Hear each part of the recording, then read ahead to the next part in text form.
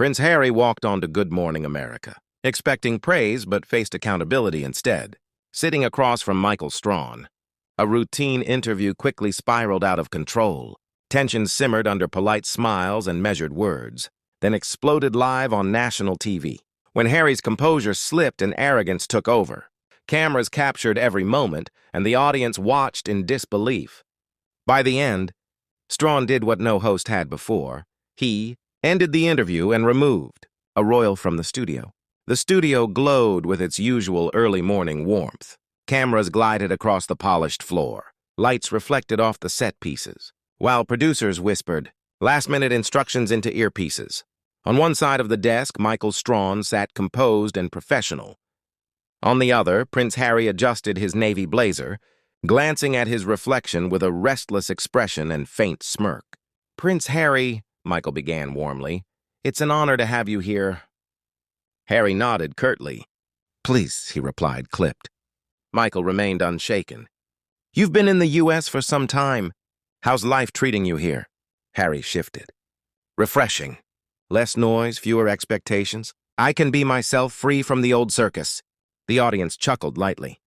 Michael smiled. "I imagine that's a change. But some might say the circus followed you. Netflix deals, books, interviews. You've been very visible." Harry's smirk faded. "Visibility isn't exploitation. I'm telling my story. Others have told theirs about me for years. I want the final word." Michael stayed calm.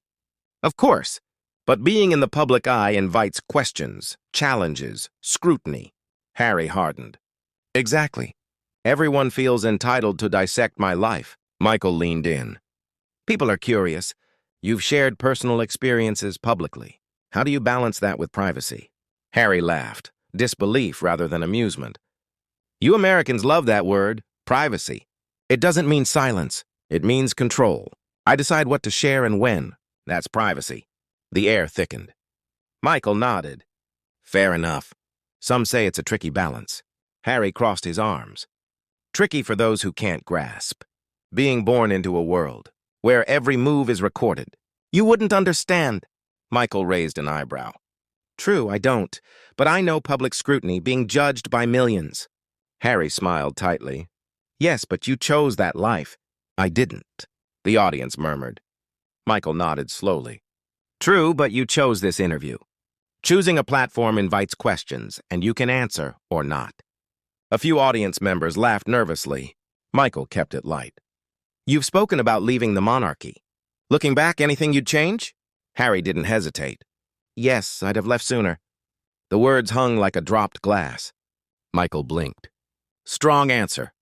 Harry shrugged. "Honesty sounds strong when unexpected." Michael pressed. "What about family? Can bridges be rebuilt?" Harry's voice was flat. "I'm not here for reconciliation. Some people only love you if you follow their rules." Michael paused. "Viewers might say family is family. Do you miss them?" That did it. Harry's jaw tightened, eyes narrowing. "If you'd lost your mother like I did, surrounded by scrutiny since birth, you wouldn't be asking about nostalgia." The crowd went silent. Michael nodded. "I'm sorry. Didn't mean to touch a nerve." Harry cut him off. "No, you assume. That's what the media does, pretending empathy while waiting for a reaction." Michael's professional smile faded. "I assure you that's not this. I'm asking questions people want answers to." Harry laughed bitterly. "Your job seems to make me the villain." The tension was visible even through cameras. Michael leaned back, calm. "No one sees you as a villain. Maybe just someone angry." Harry snapped. "Wouldn't you be? After all I've lost?" Michael replied carefully. "Anger only helps if it leads to healing. People want to see that." Harry looked away, then back. "Maybe I'm tired of being everyone's redemption project." Cameras caught his resentment. Michael's calmness wavered slightly. Studio lights felt hotter, cameras looming. The air thickened. Michael tried shifting focus. "You and Meghan want to use your platform for good. What does that mean now?" Harry crossed a leg, exuding practiced authority. "Impact, real impact. Initiatives on compassion, mental health, privilege, duty." Michael nodded. "Critics say your projects sometimes seem self-centered, focused on your experience." Harry's smile vanished. "Critics? People who profit from tearing others down?" Never served a day in their lives?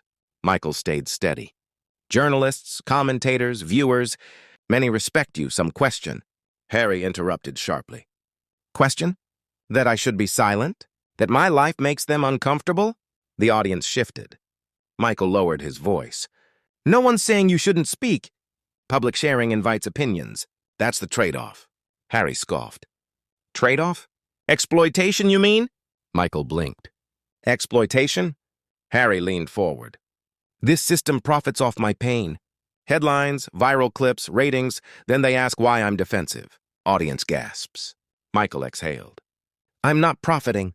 I'm doing my job. Conversation. Harry laughed bitterly. Conversation? Ambush. Michael stayed calm. No agenda. Just questions anyone would ask. Harry shook his head. Tired narratives about family, wife, choices, obsession. Michael inhaled. Viewers are curious. Leaving royalty, documentaries, books. Doesn't that keep you in the spotlight you claim to avoid? Harry's eyes flashed. You think you're clever trapping me with word games. Michael smiled faintly. I don't need to trap you. You do that yourself. The crowd gasped, laughed quietly. Harry stiffened. Funny to you? Michael shook his head. Honesty can sound like humor unexpectedly. Harry leaned forward. You think you're above me as an interviewer, poking my life like a sideshow? Michael frowned. Not at all. I ask questions viewers would ask. You came to talk, I give space. Harry's voice dropped. I didn't come to be interrogated. Michael matched him. Not interrogation, accountability, there's a difference. Harry clapped sarcastically. Accountability? Rich coming from a morning host. Michael smiled thinly. Yet here you are. Harry leaned back. You twist vulnerability into ammunition. Talk trauma, you're whiny. Talk mental health, hypocritical. Michael nodded. You can't control interpretation, only your reaction. Harry snapped. Self-help nonsense. Michael leaned in. I don't know you're suffering, but attacking me doesn't make your story true. It makes you defensive. Harry flared. I'm not defensive. Tired of being painted as a spoiled prince. Michael exhaled. Show people who you really are. Harry glared. Perform for ratings? Michael firmed. Be honest. Not perform, talk. Harry laughed bitterly. You want honesty? Betrayal, press tearing apart my wife, losing my mother, and I sit here while you twist it. Michael softened. I'm sorry. But you can't take it out on everyone asking a question. Harry shook his head. You don't get it. Americans pretend empathy, then call it whining. Michael quietly said, no one called you a whiner. But you're not helping yourself. Harry venomous. Lecture me on image, perception? Just another cog smiling for cameras. Michael's voice firm. Enough. Harry flared. Excuse me. Michael repeated. Enough. You've spoken disrespectfully and I've let you. No more. You play by the rules here. Audience whispered, gasped.